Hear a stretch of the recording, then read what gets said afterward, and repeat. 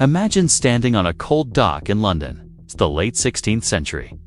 The sky is gray, pressing down on the city.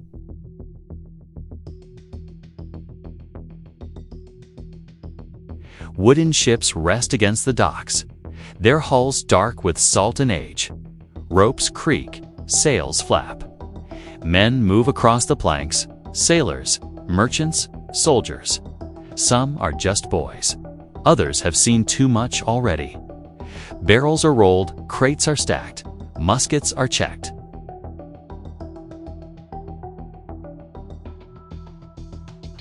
Families stand nearby. A mother grips her son's coat. A wife looks away, afraid that a long glance might break her. A child watches, not understanding this goodbye might be forever. Because once these ships leave, there are no guarantees, no rescue, no communication, no certainty of return. Only the ocean. At this moment, no one speaks the word empire. No one imagines flags planted across continents or ruling millions of people they'll never meet. No one believes this small, anxious island will one day dominate the world. It's the beginning of desperation. England isn't powerful here. It isn't rich. It's watching others win. Before we go any further, if you enjoy history that feels alive, personal, and intense, then take a moment to like this video, subscribe, and share it. Because this story isn't just about maps and dates. It's about ambition, fear, power, and consequences. Now, let's go back to the moment before Britain became an empire. For centuries, England lived in the shadow of greater powers. France was stronger, Spain was richer. Portugal had mastered the sea. Across Europe, nations were expanding, claiming land, extracting wealth, and returning with gold, silver, and confidence. Spain's ships returned from the Americas heavy with treasure. Portuguese traders controlled routes to Asia. Their influence grew with every voyage. England watched, and every time a Spanish galleon entered a European port, every time Portuguese merchants unloaded spices and silk, the message was clear: the future wasn't inland. The future was overseas, but England was late. And being late in a world race is dangerous. England had limited farmland. Its population was growing. Jobs were scarce. The crown needed money and influence. Merchants needed markets. Sailors needed work. The sea offered all of it if they survived. So England did something quiet, almost hesitant. It allowed its people to sail. Not with massive royal fleets or loud declarations, but with private backing, small crews, and big risks. Exploration began not as a national mission, but as a gamble, and gambles change history. The ocean wasn't romantic back then. It was terrifying. Ships vanished without explanation. Storms appeared without warning. Sailors believed in sea monsters and cursed waters. Maps ended abruptly, labeled with warnings.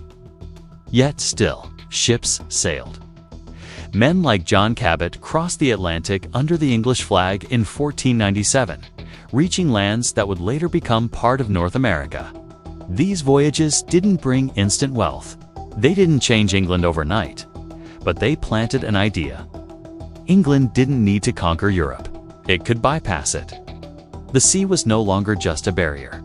It was a path. England's rulers understood something important very early. They could not defeat stronger empires directly. Spain's navy was too powerful. Its army too experienced. A direct war would be suicide. So England fought indirectly. Privateers were given royal approval to attack enemy ships. These were pirates, but with legal protection. They disrupted trade routes, stole treasure, and weakened Spain's economy without officially declaring war.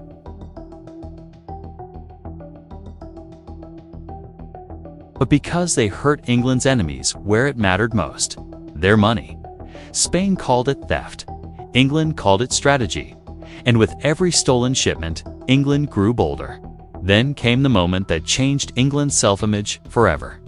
In 1588, Spain decided it had tolerated England long enough. King Philip II launched the Spanish Armada, the most powerful naval force the world had ever seen, to invade England. The odds were overwhelming.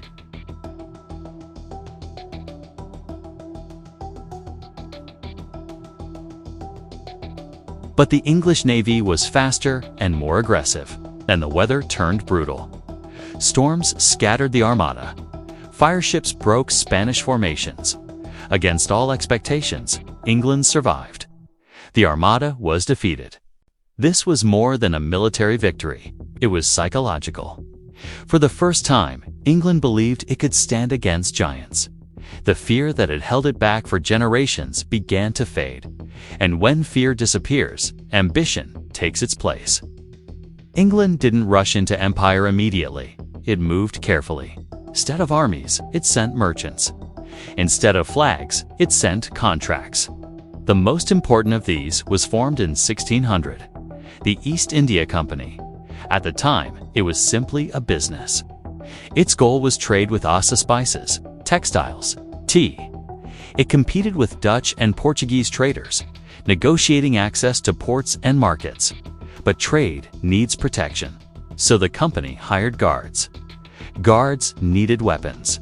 Weapons needed authority. Slowly, the line between commerce and control disappeared. A trading company began to act like a state, and no one stopped it because it was profitable. Across the Atlantic, England was experimenting with something else: settlement. Colonies like Jamestown were established not for freedom, but for profit. Life there was brutal. Disease and hunger were constant. Failure was common. But tobacco changed everything. Suddenly, land became valuable.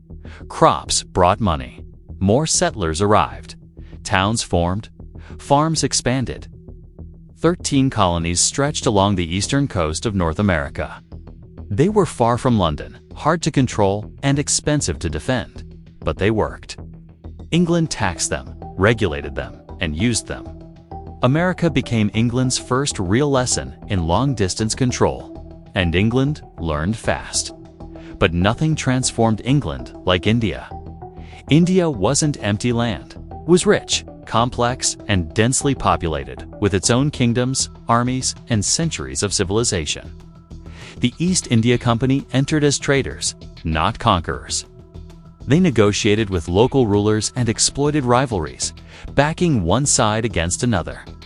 Then came the Battle of Plassey in 1757. Through betrayal and strategy, a private company defeated a local ruler and gained control over Bengal, one of the richest regions in the world. This was unprecedented. A corporation now ruled millions. From that moment, British influence in India expanded rapidly. Administration replaced trade. Armies replaced negotiation. Taxes replaced partnerships. India became the empire's greatest asset. And Britain finally understood the true formula of empire: control trade, control systems, control people. What made the British Empire different was not just force, it was structure. Britain built railways not to connect people, but to move resources. It introduced laws not always to bring justice, but to create order. It educated local elites not to empower everyone, but to maintain control. Empire didn't always look violent. Sometimes it looked efficient, and that made it harder to resist. By the 19th century, Britain was everywhere. The Caribbean supplied sugar. Africa supplied labor and raw materials. India supplied wealth and soldiers. China was forced open through war. The Royal Navy ruled the seas. British ships controlled global trade routes. British influence touched nearly every corner of the globe. People began to say, "The sun never sets on the British Empire." It sounded like pride, but it was also a warning. Because empires that stretch that far cannot hold forever. Beneath the surface, resentment grew. Economies were drained. Cultures were disrupted. Famines worsened. Voices were silenced. The empire looked unstoppable. But history was already preparing its reply. Because power creates resistance, and resistance always waits for its moment. By the early 19th century, Britain no longer wondered if it ruled the world. It knew it did. British ships filled the oceans. British maps filled the classrooms. British laws reshaped distant lands. From the docks of Liverpool to the ports of Calcutta, from Caribbean plantations to African coastlines, one power connected it all. Britain didn't just conquer land, it organized the world. And that made it more dangerous than any empire before it.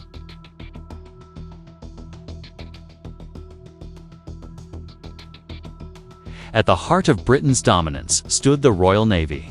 It wasn't just a military force, this was a moving wall of power. Heavily armed ships patrolled trade routes, protected British merchants, and blocked rivals before they could grow strong.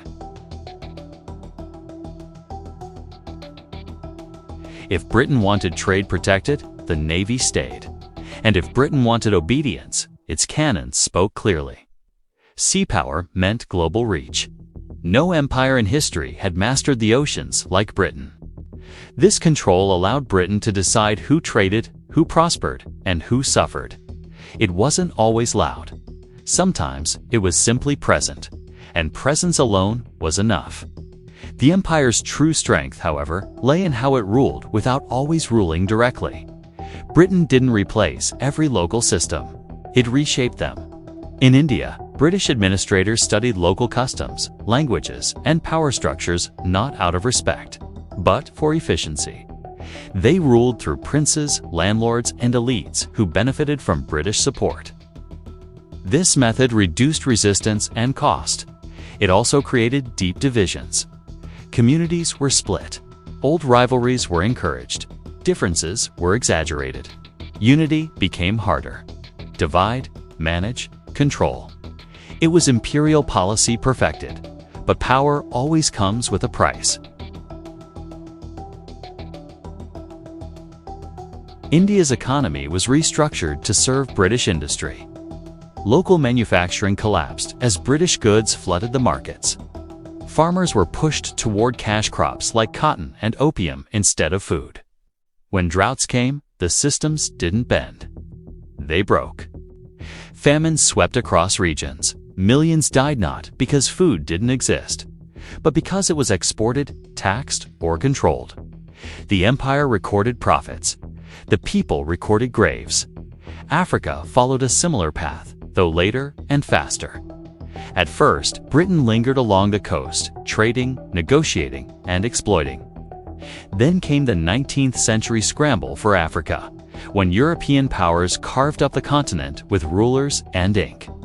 Britain claimed vast territories, not because it understood them, but because it could. Railways were built not to connect Africans, but to extract resources from the interior to the coast. Borders were drawn without regard for tribes, languages, or histories. Problems were postponed, not solved, and those postponed problems would later explode.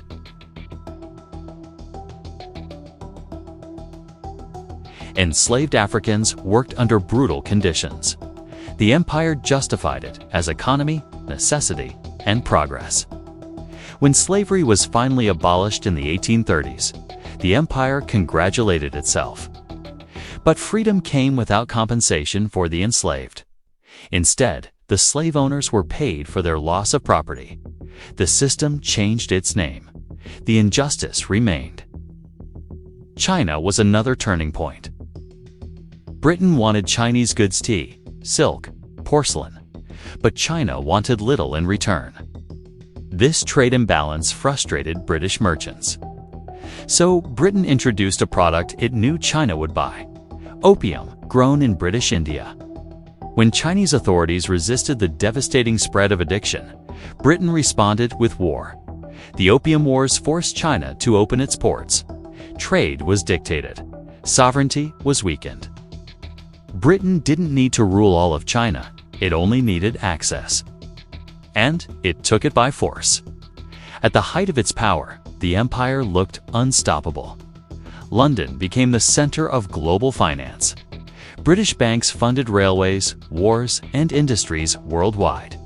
English became the language of administration and trade. On maps across the globe, a quarter of the world was colored red. But beneath that red, something dangerous was forming: awareness. Colonial subjects were learning British ideas. They were taught about law, rights, and representation.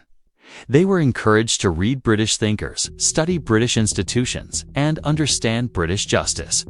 And they began asking a simple, powerful question: if these ideas of liberty and justice are true, why don't they apply to us? In India, educated elites started forming political movements. Newspapers spread ideas, and public debate grew. In Africa, resistance movements rose, quietly at first, then violently. In Ireland, rebellion burned repeatedly. The empire had taught people how to think. It hadn't expected them to think back.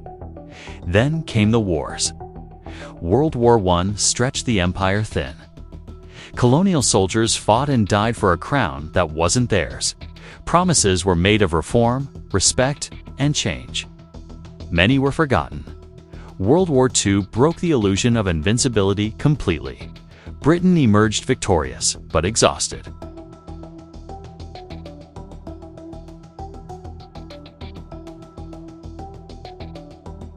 And its subjects knew it. Independence movements accelerated. India led the way. Through mass protest, negotiation, and incredible sacrifice, Britain withdrew in 1947, but the exit was rushed. Borders were drawn hastily, partitioning the subcontinent into India and Pakistan. Millions were displaced. Hundreds of thousands died in the ensuing violence. The empire ended not with dignity, but with chaos.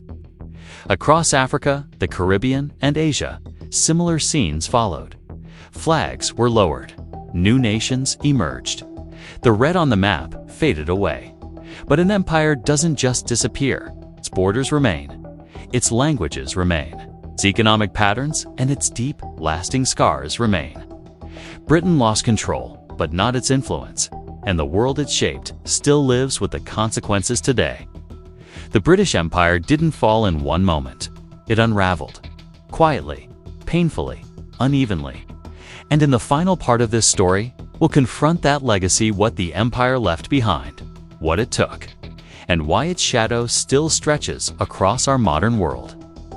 How do you end the biggest empire the world has ever known? With a bang, a final, decisive battle. A surrender ceremony on the deck of a warship. No, the British Empire didn't collapse with explosions in London. There was no single day when Britain woke up powerless. Instead, the British Empire ended the way all empires truly do, by losing control of the story it once owned. For centuries, Britain told the world a story about itself.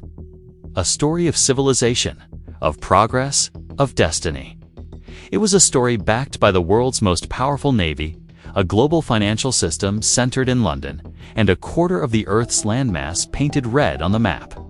This story was its greatest weapon, more powerful than any cannon. It convinced millions, both at home and abroad, that the empire was not just mighty, but right. But by the mid-20th century, that story was starting to unravel. 2 world wars had left Britain victorious but exhausted. The treasury was drained. Its once dominant industries were falling behind new powerhouses like the United States. America had replaced Britain as the world's financial center, the lender of last resort. The physical machinery of empire was rusting. But far more importantly, the moral machinery had broken down completely. The colonies, the very people the empire was supposed to be civilizing, no longer believed in Britain's moral authority. And once that belief was gone, the empire was just land held together by force. And force alone was no longer enough. The first decisive chapter in this new story was written in 1947. India, the jewel in the crown, the symbolic heart of the empire, achieved independence. This wasn't just a territorial loss. It was a psychological earthquake. If the jewel could break free, what was stopping anyone else? The illusion of permanence was shattered. And so, the dominoes began to fall. Across Asia, Africa, and the Caribbean, Independence movements, which had been simmering for decades, exploded with new energy. The post-war world was one of self-determination, and the empire was on the wrong side of history. Some transitions were negotiated peacefully, handshakes over mahogany tables as the Union Jack was lowered for the last time. But many were not. In Kenya, the Momo rebellion against colonial rule was met with brutal suppression, a dark chapter of violence and concentration camps. In Malaya, a bitter 12-year guerrilla war raged through the jungles. In the Middle East, borders drawn on maps in London by men who had never set foot there began to fracture, creating conflicts and instabilities that haunt the region to this day. Britain was no longer the author of the future. It was just a character reacting to a plot it could no longer control. If there was one single moment when this new reality became undeniable, it was the Suez Crisis of 1956. Egypt's leader, Gamal Abdel Nasser, nationalized the Suez Canal, a vital artery of global trade largely controlled by British and French interests. In a throwback to the old imperial playbook, Britain and France, alongside Israel, launched a military intervention to reclaim it. They expected the world to fall in line, as it always had. It did not. The response was swift, not from enemies, but from their most powerful ally. The United States, fearing a wider conflict with the Soviet Union and asserting its new global dominance, condemned the invasion. The US applied immense financial pressure, threatening to collapse the British pound. The message was clear and humiliating. Stand down. Britain was forced into a catastrophic withdrawal. For the first time in centuries, the nation that had once ruled the waves realized something unthinkable. It could not act alone anymore. The empire wasn't just gone in territory, it was gone in power. The story was over. So what came next? What replaced this global behemoth? Something quieter, more complex. The Commonwealth of Nations. A voluntary association of former colonies, now independent states, loosely connected by a shared history, the English language, and certain diplomatic traditions. To its supporters, it represented a modern family of nations, a triumph of cooperation over coercion. To its critics, it was a ghost of the empire, a neo-colonial structure designed to maintain influence, a reminder of unfinished business. Because independence didn't erase the past, it inherited it. The lines on the map drawn by colonial administrators remained, often dividing ethnic groups or forcing rivals into a single state. Economic dependencies, where former colonies still relied on exporting raw materials to the old imperial center, continued for decades. The languages imposed by the empire became the official languages of government and commerce. Education systems, legal codes, even the very architecture of parliaments often mirrored the British model. The empire, as a political entity, had ended, but its fingerprints, its DNA, were left everywhere. Back in Britain, the end of empire triggered a profound identity crisis. For generations, being British had meant being at the center of the world. What did it mean now? The nation had to find a new story for itself. At the same time, waves of emigration from former colonies began to arrive. People who were told they were British subjects coming home, only to face racism and rejection. This reshaped British society from the ground up, sparking intense debates over race, belonging, and national memory that continue to this day. The central question became unavoidable. Was the empire something to be proud of or something to confront? The truth is, it's both. History is rarely a simple tale of heroes and villains. Empires are contradictions made powerful. The British Empire built global trade networks, connecting the world like never before, and, in doing so, it destroyed local economies and industries to serve its own. It spread ideas of parliamentary democracy and the rule of law while systematically denying those very rights to hundreds of millions of its subjects. It connected distant peoples with railways and telegraph cables and violently divided communities within the lands it ruled. Some historians will point to the infrastructure, the legal systems, and the creation of a global language as a positive legacy. Others will point to the famines, the exploitation, the massacres, and the cultural erasure as an unforgivable crime. Both are telling a part of the truth. The legacy of empire is not clean. It is messy, complicated, and it is still unfolding all around us. Today, when we look at so many of the world's most intractable problems, global conflicts rooted in arbitrary borders, deep economic inequality between the global north and south, political instability in nations with fragile institutions, we are often looking at the long shadow of empire. We're seeing the echoes of lines drawn by foreign rulers. We're grappling with systems designed for extraction, not for mutual benefit. We're living with the consequences of power structures created to control, not to serve. The empire may be gone, but its history doesn't just reset. It carries forward, shaping the world we all inhabit. And that is the true ending of the British Empire. Not a surrender, not a final defeat, but a transformation. A slow, painful, and incomplete metamorphosis from global ruler to a historical reference point. From master of the world to a lesson for the world. A powerful reminder that no power, no matter how vast, is ever permanent, and that any system of control built on inequality will, inevitably, create the forces that resist it. Because every empire believes it is different.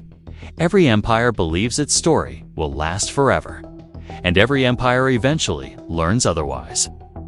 If this journey through history helped you see the world a little differently, if it made you question the nature of power and legacy, then please like this video and subscribe for more deep dives into the stories that shape our world. Share it with someone who needs to see it, because understanding the past is the essential first step to understanding our present. Thank you for watching.